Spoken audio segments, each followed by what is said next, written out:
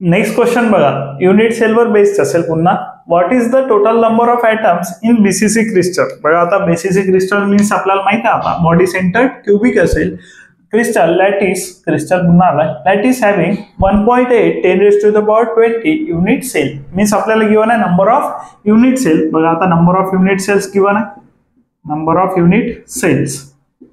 Unit cells equal to असेल 1.8 10⁻20. बघा आता number of unit cell given आहे आणि आपल्याला सांगायचं आहे नंबर ऑफ ॲटम्स किती असतील. बघा number of atoms equal to असेल question mark. Number of atoms equal to question mark आहे आणि number of unit cells given आहे. आता बीसीसी क्रिस्टल मध्ये जितके नंबर ऑफ युनिट सेल असतात, बघा आता 1 युनिट सेल असत आपण बघितलेलं आहे. नाही जर तुम्हाला माहित नसेल तर यासाठी तुम्ही आधी युनिट सेलचा बीसीसी क्रिस्टल वाला व्हिडिओ बघू शकता, त्यामध्ये तुम्हाला व्यवस्थित कळून जाईल. त्यानंतर बघा number of unit cell means number of atoms in 1 unit cell. बघा आता number of atoms per unit cell in BCC crystal मध्ये number of atoms per unit cell असेल 2. मीन्स एक युनिट सेल असेल तर त्यामध्ये नंबर ऑफ ॲटम्स असतील 2. In BCC crystal किंवा बीसीसी लॅटिस बघा number of atoms per unit cell असतील 2.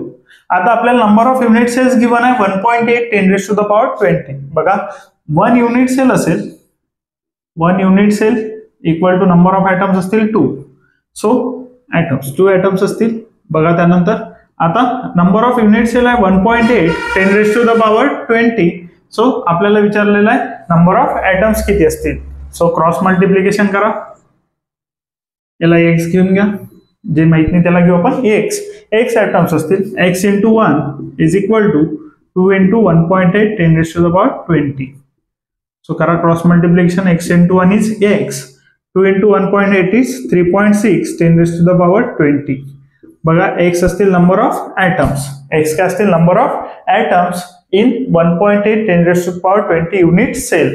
सो नंबर ऑफ ॲटम्स असतील 3.6 10⁻20. मीन्स जितक्या number of unit cell given आहे त्याच्या करायचं ट्वाइस तुम्हाला मिळून जाईल नंबर ऑफ ॲटम्स. जर बीसीसी क्रिस्टल गिवन आहे त्यामध्ये number of unit cell given आहे. नंबर ऑफ युनिट सेल असतील 1.8 10⁻20 आणि तुम्हाला विचारलेलं असेल नंबर ऑफ ॲटम्स तर करायचं त्याचा ट्वाइस आणि तुम्हाला मिळून जाईल number of atoms.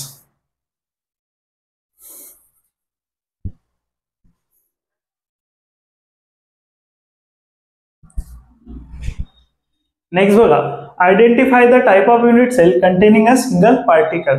Easy question आहे, MST CET 2022 मध्ये आलेला आहे. बघा आता आपल्याला असा पार्टिकल आयडेंटिफाय करायचा आहे जो कंटेन करते सिंगल पार्टिकल आणि सिंगल पार्टिकल असतो सिंपल क्यूबिक मध्ये.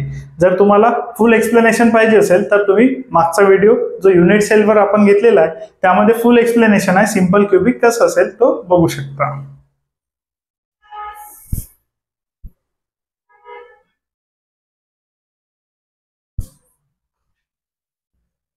नेक्स्ट क्वेश्चन बघा, identify the type of unit cell that has particles at the centre of each face. Means आपल्याला असा युनिट सेल आयडेंटिफाय करायचा आहे ज्यामध्ये पार्टिकल्स प्रेझेंट असतात सेंटर ऑफ ईच फेसला. इन